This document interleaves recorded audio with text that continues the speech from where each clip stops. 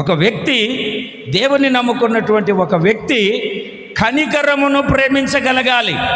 అంటే కనికరము కలిగి జీవించగలగాలి. కఠినుడవై కాదు. బైబిల్లో కఠినుడైనటువంటి న్యాయవంతులే వాళ్ళ మనస్సును మార్చుకొని, అర్థమవుతుందండి, కనికరాన్ని చూపుతూ ఉన్నారు. నువ్వు అలా కాదు కదా, యేసు రక్తము ద్వారా కడగబడిన బిడ్డవు కదా, పాపాన్ని విడిచిపెట్టి ప్రభు కొరకు జీవించడానికి వచ్చిన బిడ్డవు కదా. అందుకే ఆయన కోరుకుంటున్నది అదే కనికరమును చూపు. ప్రసంగం చేయమంటే ఒకడొక శంప మీద కొడితే ఇంకొక శంప కొట్టు అని తిప్పాల. ఒకడొక శంప మీద కొడితే చెప్పట్లేదు మీరు అంటే రెండవ శంపని ఎవరన్నా పగలగొట్టుంటారు, పళ్ళు ఊడిపోయేటట్టుగా